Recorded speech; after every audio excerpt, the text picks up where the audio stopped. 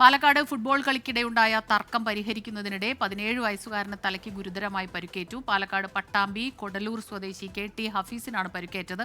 15 പേരടങ്ങുന്ന സംഘം ആയുധം ഉപയോഗിച്ച് മർദ്ദിച്ചു എന്നാണ് പരാതി. ശ്രീജിത്ത് ശ്രീകുമാരനാണ് വിവരങ്ങളുമായി നമുക്കൊപ്പം ചേരുന്നത്. 17 വയസ്സുകാരന് തലയ്ക്ക് ഗുരുതരമായ പരിക്കേറ്റിട്ടുണ്ട്.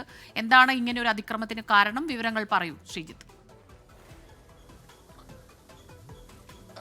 സ്മിത, മാസങ്ങൾക്ക് മുൻപ് ഒരു ഫുട്ബോൾ മത്സരത്തിനിടെ ഇരു സംഘങ്ങൾ തമ്മിൽ ഒരു ഏറ്റുമുട്ടലുണ്ടായിരുന്നു, ഒരു തർക്കമുണ്ടായിരുന്നു. ഈ തർക്കം പരിഹരിക്കാൻ വേണ്ടി എതിർവിഭാഗം ഈ 17കാരനെയും ഒപ്പം ഉണ്ടായിരുന്ന ആളുകളെയും പട്ടാമ്പി കൽപ്പക സെന്ററിലേക്ക് വിളിച്ചു വരുത്തുകയായിരുന്നു.